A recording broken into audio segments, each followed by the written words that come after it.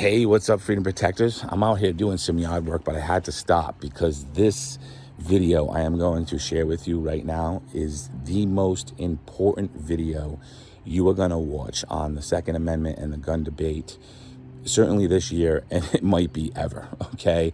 You need to watch it in its entirety. You need to watch the entire clip because what has occurred here is nothing short of an absolute tragedy and a failure of our children in this country. We all know that a mass shooting will happen again in our schools. It is the ultimate tragedy, I believe, that we face as a society, that it happens. And the truth is the Democrats just don't care. They don't want to solve it. There's too much money and too much political points, and it can be used as a weapon for them to gain political advantages with their base. But they have no desire to resolve it. And this clip is going to clearly illustrate that to you, that they have no desire to protect our children. And that everything that they do on TV when these events happen, when they use them as a political weapon, is nothing more than a lie. Now, as you know at prepareyourtribe.com, in a world full of lies and deceit, truth is a revolutionary act. And this video clip I'm going to give to you right now, you would think that when such a major event was going to be happening, that the media would be there to cover it. There were zero reporters there, despite it being happening on the Senate floor, but they were non-existent. The only reason we have it is because, there's people like us who record these live streams, because we know if we don't capture these moments, they don't get captured, and they certainly will never be reported on, to the masses in any capacity, even when something like protecting our children is the priority, okay? Even when that is up for debate, they don't cover it. So look, watch it in its entirety. Please share it, stay informed, and visit prepareyourtribe.com for more. What we just saw on this floor was stunning. I am genuinely at a loss for words. This bill is common sense. There is not a constituent in Texas or Nevada or Connecticut who, if you asked, would it be a good thing to have more police officers keeping our kids safe, wouldn't say, of course it would. There's not a constituent of ours who, if you asked, would it be a good thing to have more mental health counselors on campus to stop people from committing crimes, would say, of course it would. I was informed a few days ago that when I was going to seek unanimous consent, the senator from Connecticut was going to object. Now, the senator from Connecticut styles himself the leading advocate of gun control in the U.S. Senate. I was asked by reporters, why are the Democrats objecting to this? And I'll tell you what I told reporters. I have no idea. They haven't said. They haven't told me why they object to it. And so I was genuinely looking forward to seeing the senator from Connecticut's remarks. I was sitting here waiting to see, why do you oppose more police officers to keep our kids safe? Why do you oppose mental health counselors in schools? I've been in the Senate 10 years. The senator from Connecticut and I were elected at the same time. I've engaged in many debates on this floor, including with the senator from Connecticut. The fact that he chose not to say a word about why he objects is stunning. I find myself genuinely flabbergasted. I will say one of the reasons I think the senator from Connecticut feels content not only not to argue, but now to walk off the floor and not even listen to the debate he's ostensibly participating in. One of the reasons he feels free to do so is if you look up to the Senate gallery, I can count them, there are precisely 0 reporters in this gallery. Not a single one of the corporate media will report on this, and I think the senator from Connecticut feels absolutely certain when he walks out, he will have reporters that will say, tell me how terrible Donald Trump is. And he'll lean in and say, oh, Donald Trump is really terrible. But not a one of the reporters will ask, hey, wait a second, why don't you want police officers keeping our kids safe? None of them will. The Democrats are protected by a dishonest, army of propagandists in the corporate media. CNN will not have a panel sitting around discussing why is it that the Democrats simply do not care to defend their positions. Let me tell you, when there's a mass murdering and the Democrats stand up and give speeches and they point at Republicans and say, blood is on your hands, it's great political rhetoric. It's dishonest. But boy, it gins up their donors. It gets people to go and write checks to Democrats and fund their campaigns. What we just saw reveals that Democrats have one objective when a mass murder happens, and that is to take away the Second Amendment rights of law-abiding citizens. That is always, always, always their solution. Never mind that it doesn't work. Never mind that it doesn't stop violent crime. Never mind that if you look at the jurisdictions across the country with the strictest gun control laws, almost every single one of them consistently has among the highest crime rates and murder rates.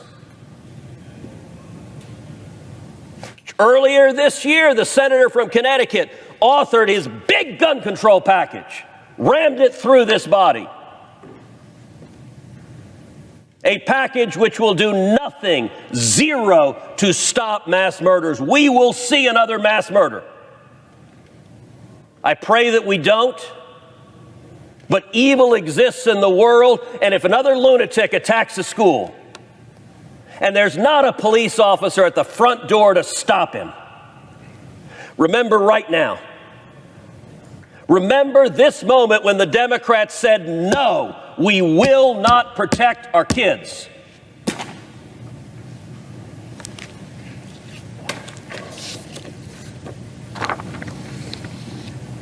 There are lots of arguments the senator from Connecticut could have made. He chose to make none of them.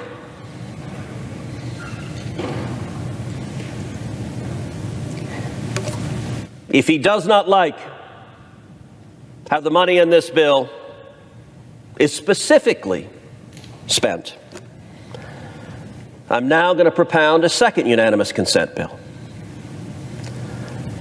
There are right now $135 billion in unspent COVID relief funds to schools.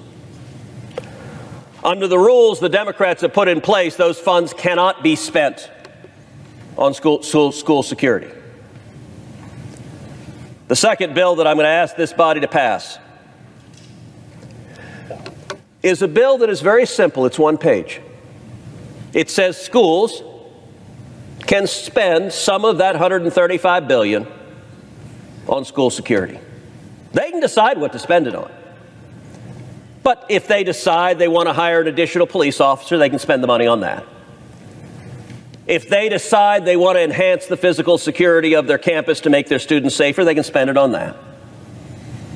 They can invest in school security. Right now, the Democrats have blocked them from doing this.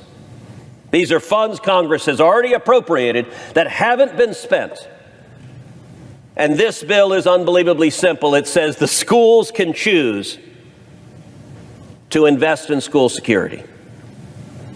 Therefore, Madam President, as if in legislative session, I ask unanimous consent that the Committee on Health, Education, Labor, and Pensions be discharged from further consideration of S. 4586, and that the Senate proceed to its immediate consideration. Further, that the bill be considered read a third time and passed, and that the motion to reconsider be considered made and laid upon the table. Is there objection? Reserving the right to object. Senator from Connecticut. Thank you, Madam President. The Senator is right. I'm not going to engage in a colloquy on the merits of this request or the previous request. This isn't real. This is a TV show. This is clickbait. This is theater. This isn't an actual attempt to pass legislation. Senator Lankford approached me about this particular bill on the floor a week ago and asked to engage in a dialogue with me about it. I thought it was a legitimate request, and I set my team to task of trying to work something out with Senator Lankford, and now there's a unanimous consent request to pass a bill that's under negotiation and discussion between serious legislators who actually want to find a result. So no, I'm not going to debate the merits of these UCs. This isn't real. I object. Madam President. Objection is heard. Senator from Texas. Madam President, the senator from Connecticut just gave us the sum total of his wisdom as he walks off the floor again, which is he says this isn't real. The presiding officer is well aware of how the Senate operates. When a senator arises for a unanimous consent request, one of two things happens. A senator objects, or the bill passes. I've stood on this floor and passed unanimous consent requests because our colleagues chose not to object. One of the more notable instances was following multiple instances in the House of House Democrats making anti-Semitic comments. The House tried to pass a resolution condemning anti-Semitism. And sadly, the radical left in the Democratic caucus objected, and the House Democrats couldn't pass a resolution condemning anti-Semitism. I joined with our colleague, Senator Kaine from Virginia, a Democrat. We authored a resolution, the Cruz-Kaine resolution, a bipartisan resolution that was a clear and unequivocal condemnation of anti-Semitism. It condemned BDS as anti-Semitism. It condemned explicitly the anti-Semitic comments made by those House Democrats at the outset of the dispute. When Senator Kaine and I came to the Senate floor, we did not know if a senator would object. There were numerous senators in this body that had not joined the resolution and could easily have walked out on the floor and objected. And we stood up and asked unanimous consent, and much to our very pleasant surprise, the opposing party chose not to object. And the resolution passed. It passed 100-0. When the senator from Connecticut says this isn't real, the only reason this bill has not passed the United States Senate is because the senator from Connecticut stood up and uttered two magic words: I object. Had he done something really simple, just shut up. Just shut his mouth, just sat there, we would be standing in a position where both of these bills would have passed into law. What does it say, Madam President, about the Democrats' view of the American people? That they don't engage in debate, they don't engage in discussion, they don't defend their positions. They instead arrogantly say no and have full confidence their compliant cheerleaders in the media will never even tell anyone about it. I don't know how you defend the position he just took. I was genuinely looking forward to hearing some form of an argument. I can tell you when I forced a vote on the Cruz-Barrasso bill on this floor and the Democrats voted party line. No, we don't want more police officers in school. No, we don't want more mental health counselors in school. No, we don't want additional funding for school safety. To the best of my knowledge, no reporter asked a single Democrat, why are you leaving our kids vulnerable? Why aren't you acting to protect children in school? Because you know what? There's no money on the left for actually stopping these crimes. The money is for disarming law-abiding citizens. It is a narrow-minded political focus. We could have just passed the most significant school safety legislation ever passed by the federal government. Why didn't we? Because the Democrats objected.